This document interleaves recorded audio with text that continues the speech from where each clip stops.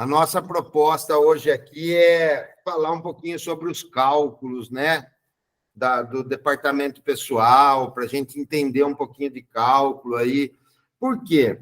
Até essa semana que passou, na verdade, foi na sexta-feira. Eu tive uma aluna que é advogada também, né? E ela trabalha fora, tal, mas é advogada, ela faz a parte previdenciária. E ela foi minha aluna, e indica o curso para bastante gente, e um outro advogado da área lá perguntou para ela, né? Falou, e daí, esses cálculos, como que vai ser e tal?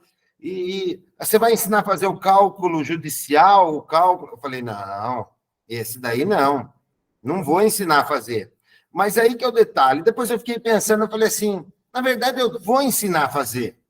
Eu só não vou ensinar a fazer especificamente dessa cor. Vamos pensar o seguinte, eu vou ensinar vocês a pintarem uma parede.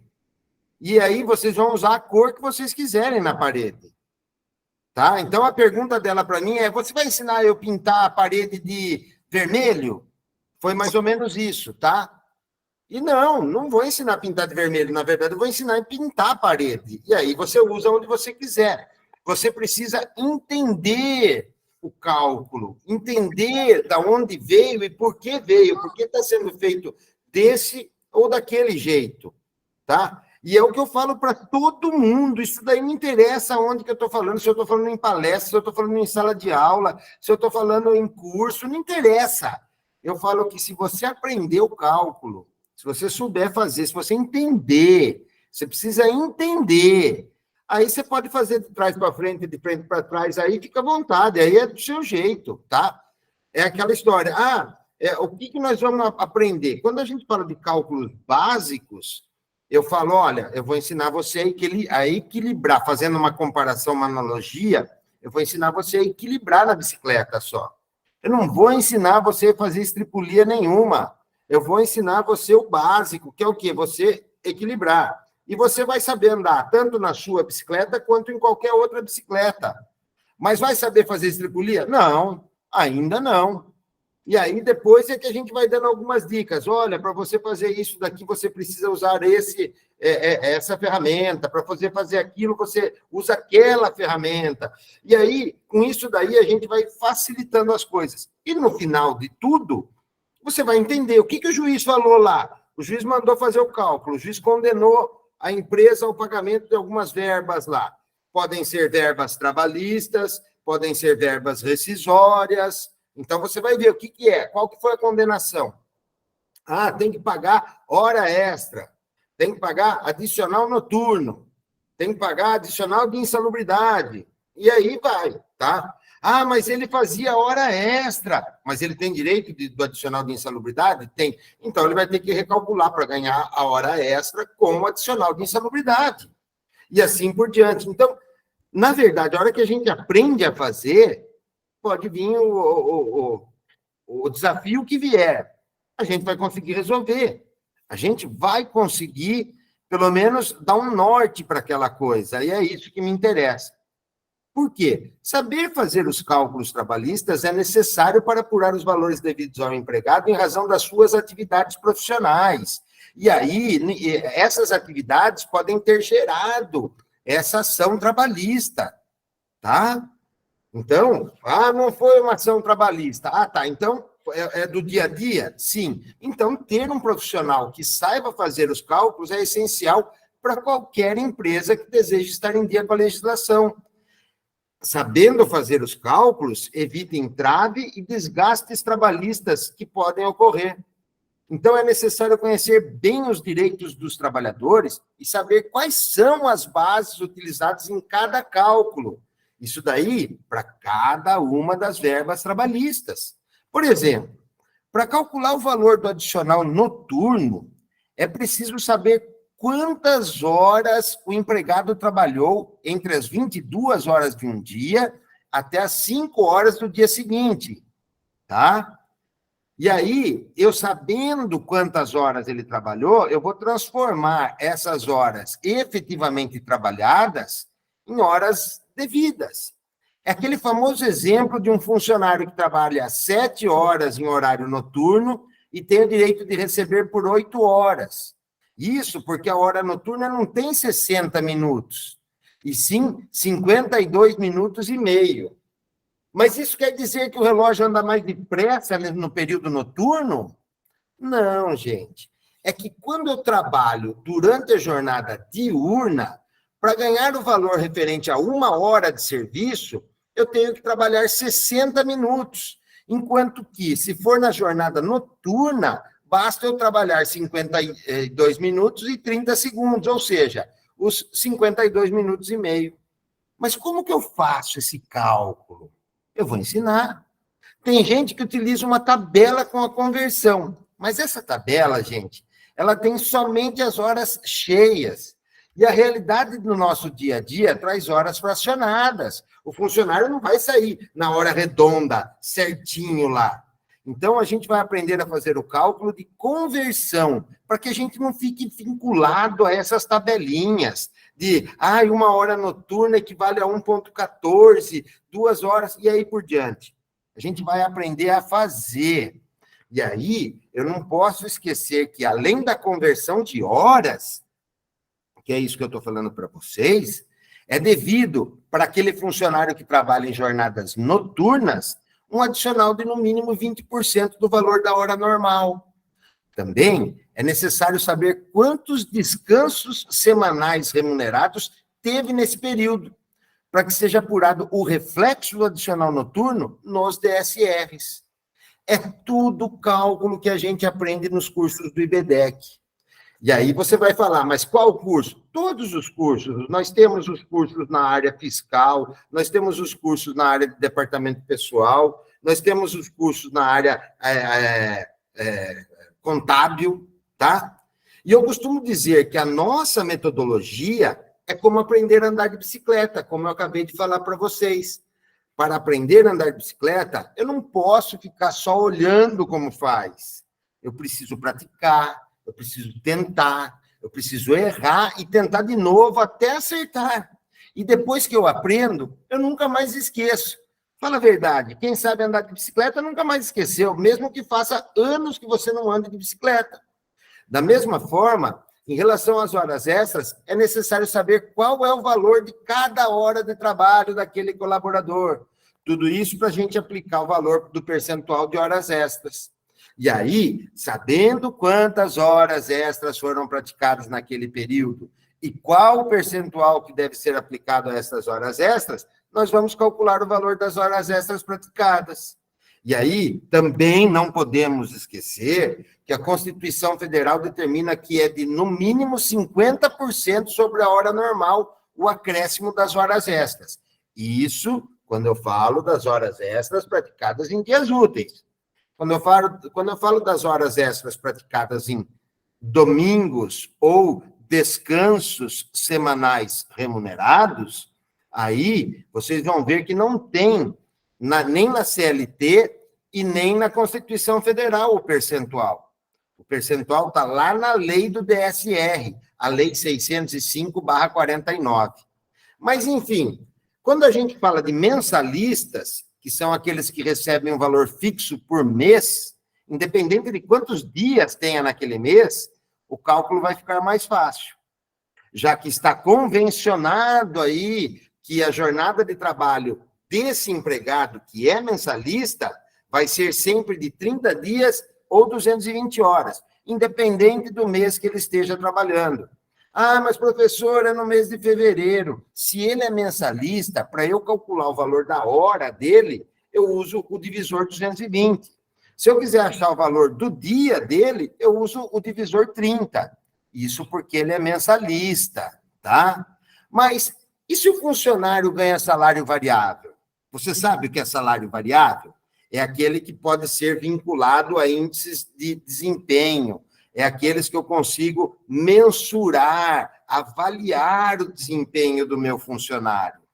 Então, vamos imaginar aí que entre os salários variáveis, né, a gente sabe que tem comissão, peça, tarefa e tal, mas vamos imaginar a comissão, que é o mais conhecido, é o mais fácil. Por quê? Porque hoje, normalmente, não é obrigatório isso, tá? Mas normalmente, para quem trabalha com vendas no comércio, costuma ser salário variável, costuma ser comissão sobre as vendas. Então, como que eu faço o cálculo da hora extra se ele ganha comissão sobre as vendas efetuadas? E aí, eu não sei o valor da sua remuneração mensal, que vai depender do desempenho do próprio funcionário, já que ele ganha por comissão. E se o funcionário não tiver um bom desempenho? Então, a gente tem que prestar atenção nisso daí. Então, o valor da sua remuneração está atrelado ao seu desempenho. Por isso que chama remuneração variável, tá bom? Além disso, eu preciso saber quantas horas aquele funcionário efetivamente trabalhou, já que o cálculo do valor da hora normal de quem recebe salário variável vai ser obtido dividindo-se o total da remuneração, já acrescida dos reflexos nos DSRs, pelas horas efetivamente trabalhadas. Aí, sem os reflexos nos DSRs. Percebe como que fica? Como que é? Não, parou. Como que é o negócio aí? Eu vou calcular o total da remuneração lá, né, o salário, dividindo-se o total da remuneração, acrescida de reflexo nos DSRs, pelas horas trabalhadas, sem os reflexos nos DSRs. É isso mesmo? O cálculo do valor da hora normal de quem recebe salário variável é obtido dividindo-se o total da remuneração, ou seja, a comissão mais os reflexos nos DSRs, pelas horas efetivamente trabalhadas, mas sem os reflexos nos DSRs. Por quê? Porque eu preciso saber quantas horas ele efetivamente trabalhou. E ele trabalhou somente em dias úteis. E qual foi a jornada nos dias úteis? Se ele está pleiteando horas extras, é porque ele tinha controle de horário. Então, eu sei exatamente qual foi a jornada de trabalho efetivamente praticada por esse colaborador. Sabendo-se o valor de cada hora trabalhada, eu vou conseguir calcular o valor do adicional e aí apenas o valor do adicional. Por quê? Porque ele já recebeu no valor da comissão o valor daquela hora trabalhada. Eu não fiz o cálculo levando em consideração esse parâmetro? Então, o valor da hora extra é só o valor do adicional para quem recebe comissão, já que o valor da hora normal ele já recebeu na comissão. No caso dos mensalistas, no valor do salário estão apenas as 44 horas semanais, que são previstas lá na Constituição Federal. E quando ele faz hora extra, ele aumenta essa jornada sem receber o valor da hora trabalhada. Então, ele tem que receber o valor da hora normal, que ele trabalhou a mais o valor do adicional. No caso de quem recebe salário variável, ele já recebeu o valor daquela hora, porque o divisor foi o total de horas efetivamente trabalhadas. Então, ele já recebeu. Então, eu devo pagar apenas e tão somente o valor do adicional, e não da hora acrescida do adicional, como a gente fez lá para os empregados mensalistas. Vocês percebem como cada cálculo tem um procedimento? Mesmo aqueles cálculos do mesmo provento, como eu acabei de falar para vocês, como foi aí no caso das horas extras. Eles são feitos de forma diferente para quem recebe salário fixo e para quem recebe salário variável. Você consegue entender isso daí? Por isso, é muito importante entender quais são os parâmetros que vão ser utilizados para que nós possamos fazer os cálculos de forma correta. E, se a gente fizer esses cálculos de forma correta, a gente vai reduzir os riscos de processos trabalhistas. Na grande maioria das vezes, esses processos tornam-se onerosos demais para a empresa. Você quer ver só? Veja no caso de um processo, tá? Não vamos nem entrar na questão do processo, tá? O funcionário não precisa processar a empresa. Vamos pensar na visita de um fiscal, tá bom? Olha só, percebam que não é o funcionário que entrou na justiça. Um fiscal passou por ali e vai apurar, ver o que está acontecendo ali. E aí ela vê que tem uma diferença aqui na marcação de ponto, tem alguma coisa aqui, como eu já tive vários clientes com esses problemas, aí o fiscal vai autuar, tá? Ele não está multando, tá? Ele está só autuando. Você tem chance de se defender para não ser multado. Quem que vai defender você? Vai ter que ser o jurídico. E se aquela empresa que você trabalha não possui departamento jurídico, ela vai ter que contratar um advogado para se defender. E aí, independente de ser atuação administrativa ou judicial, tá? E mais, independente das despesas que você vai ter com essa defesa, seja o advogado contratado só para esse caso, seja o advogado já contratado mensalmente pela empresa, independente, existe ainda o risco de uma condenação, seja na esfera administrativa, com uma multa, seja na esfera jurídica, com a condenação num processo, que é aquilo que a gente estava falando lá no início da aula, lá, que o juiz vai determinar o pagamento do que esse funcionário entrou pedindo, tá? E aí quem vai ter que fazer isso daí vai ter que ser o jurídico, né? Então, independente de ser administrativa ou judicial, existe esse risco de condenação. E, no caso de acontecer isso daí, pode ser que essa condenação coloque em xeque a saúde financeira da organização. Por quê? Vamos pensar só na multa da LGPD. A multa da Lei Geral de Proteção de Dados chega a 50 milhões.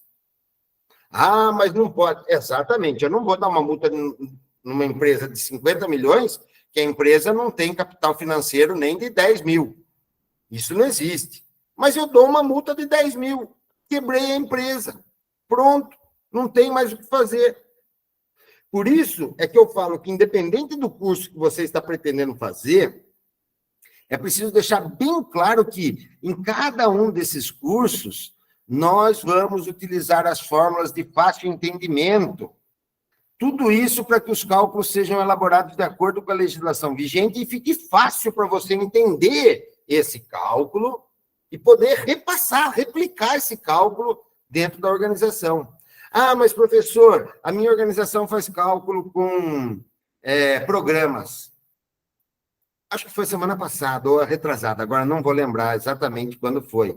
Mas teve um aluno meu que me ligou para falar, cara, você não sabe, eu vi que estava uma diferença aqui e eu fui fazer o cálculo na unha, fui fazer o levantamento na unha, e não é que estava dando diferença?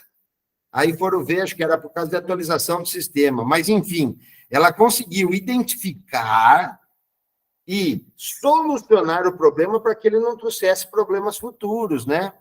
E a gente não pode ignorar que a legislação trabalhista estabelece que, para pagamento dessas verbas aí, sejam elas trabalhistas e rescisórias, elas devem ser pagas à base da maior remuneração que esse funcionário recebeu dentro da empresa. O próprio artigo 457 da CLT, ele determina que, além do salário, integram também o salário, a importância fixa estipulada, as gratificações, as comissões e as gorjetas. Então, tem que compor a base de cálculo de todas as verbas na proporção que a gente vai apurar, né? E obedecendo, é lógico, os critérios legais ou convencionais dessa respectiva verba, as comissões, as horas extras e os adicionais, noturno, de insalubridade e de periculosidade. Além de outros, é lógico, que possam ser pagos pela empresa. Então, reparem como a gente tem que saber a fundamentação, a base, para poder fazer esses cálculos de forma correta, tá bom? Em cada um dos nossos cursos, nós damos ênfase a cada uma dessas verbas. E aí a gente vai orientar e explicar como efetuar corretamente esses cálculos. Lembrando, é lógico, que para cada um deles será necessário apurar o respectivo período, bem como, em alguns casos, a média de determinada verba. Isso porque cada uma traz regras de apuração diferentes entre si, e é a própria lei trabalhista que estabelece esses critérios. E aí, a gente vai ver que isso pode ser na vigência do contrato de trabalho, ou então na rescisão. Ou, como foi a dúvida dessa minha aluna, numa condenação trabalhista, na hora de fazer os cálculos daquela condenação. Inclusive, na condenação trabalhista, muitas vezes a gente tem que fazer o recolhimento fiscal e previdenciário. Então, nós não podemos esquecer desses dois tributos, o INSS e o Imposto de Renda. Então, não perca tempo. Inscreva-se já para um dos nossos cursos. Aí, agora, a Lu vai falar um pouquinho sobre eles e depois a gente abre para algumas perguntas aí de vocês, tá bom? Já? O importante é o seguinte, se você ficou com alguma dúvida, escreve lá no chat lá que a gente vai responder. E se você quiser deixar algum depoimento, escreve lá também, que nós vamos ficar muito felizes em saber o que você pensa do IBDEC e dos nossos cursos. Eu antecipadamente agradeço a presença de todos vocês hoje aqui e a gente espera vê-los em um dos nossos cursos, tá bom?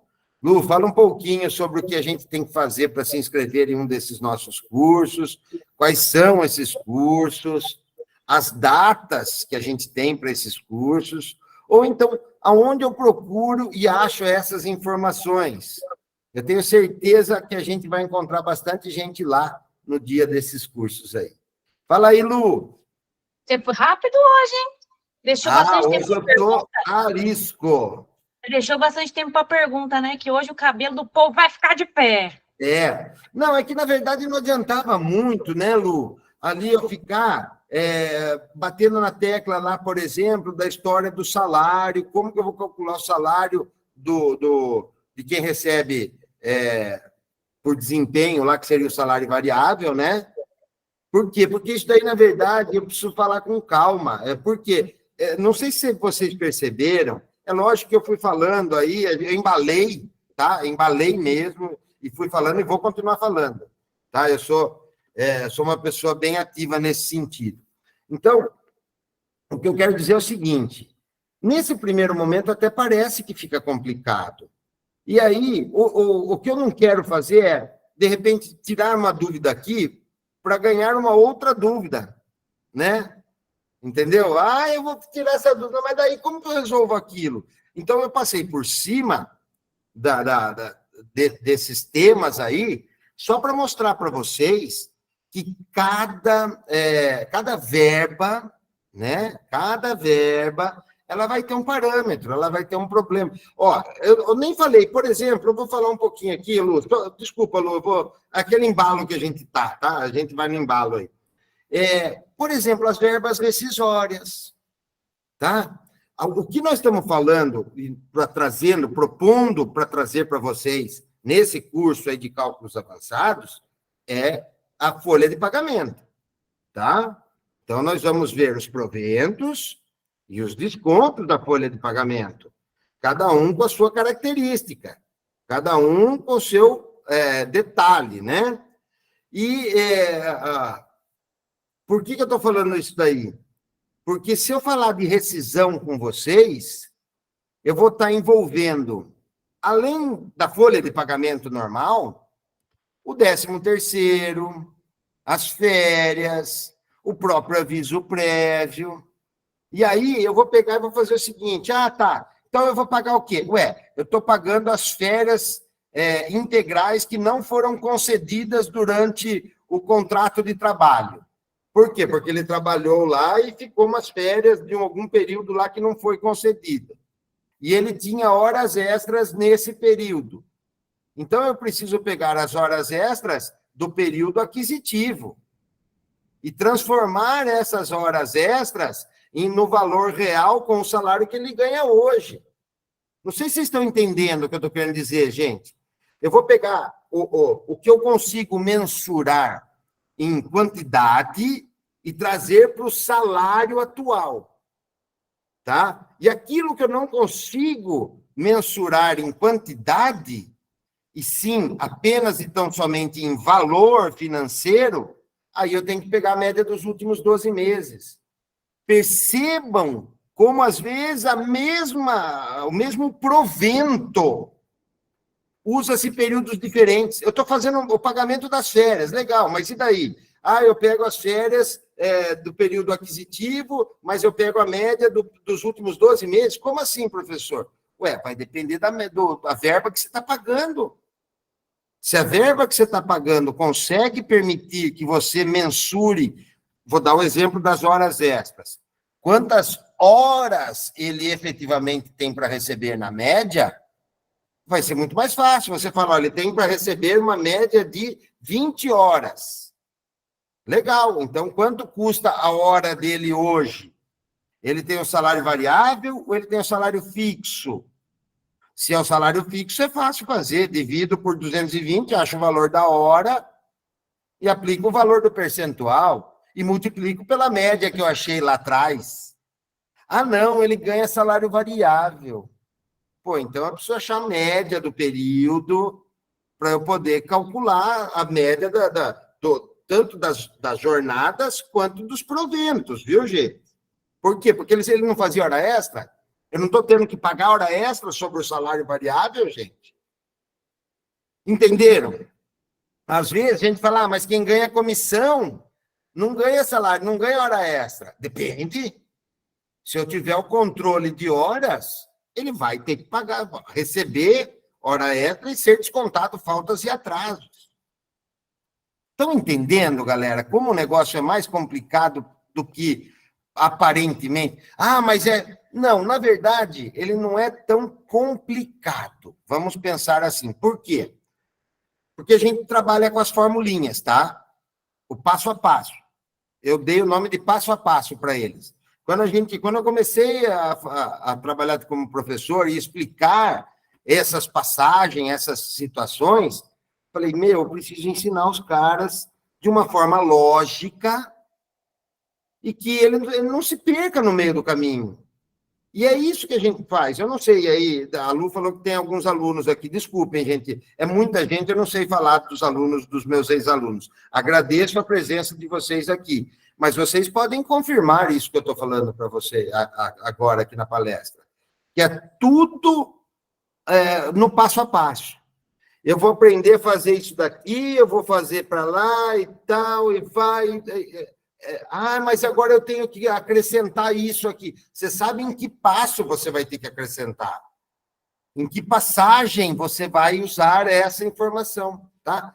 Deixa eu ver, eu vi aqui agora que alguém falou no chat aqui, deixa eu ver, desculpa, gente, é o Alexandre Naga, eu sou auxiliar financeiro do Departamento Fiscal, caiu o meu... essa missão... tá. Cumprida, sindicato. Então, boa, Alexandro. Boa, você falou uma coisa aqui, Alexandro, depois eu leio certinho tudo, eu não vou conseguir ler tudo agora, calma. Mas você citou ali o termo sindicato, tá?